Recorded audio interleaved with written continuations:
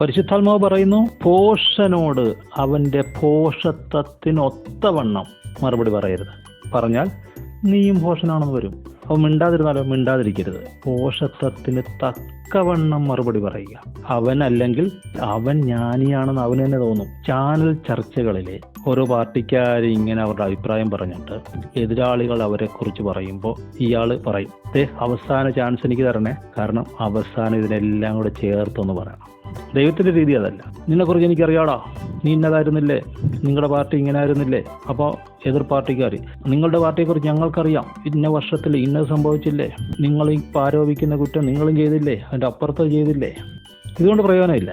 മറിച്ച് അവൻ്റെ ഭോഷത്വത്തിന് തക്കവണ്ണം മറുപടി പറയുക. നമ്മുടെ വിഷയത്തിലേക്ക് വരാം. നമ്മുടെ വിശ്വാസത്തെക്കുറിച്ച് പ്രതിവാദം ചോദിക്കുന്നവനോട് സൗമ്യതയോടെ മറുപടി പറയുക. അതിനായി ഒരുങ്ങിയിരിക്കുക. പ്രതീക്ഷിക്കണം, ഇവർ ഇന്ന ചോദ്യങ്ങൾ ചോദിക്കാൻ സാധ്യതയുണ്ട്.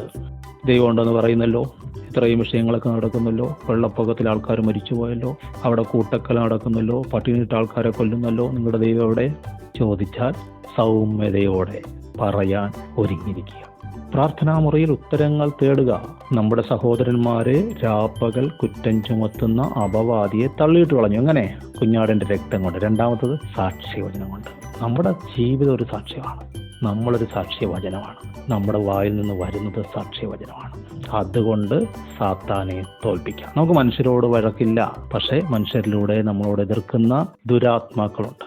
അതുകൊണ്ട് പാപങ്ങളാൽ പിടിപെട്ട് കുടുങ്ങിയവരെ അവർ രക്ഷപ്പെടുമോ എന്ന് വിചാരിച്ച് സൗമ്യതയോടെ ഉപദേശിക്കേണ്ടതാണ്.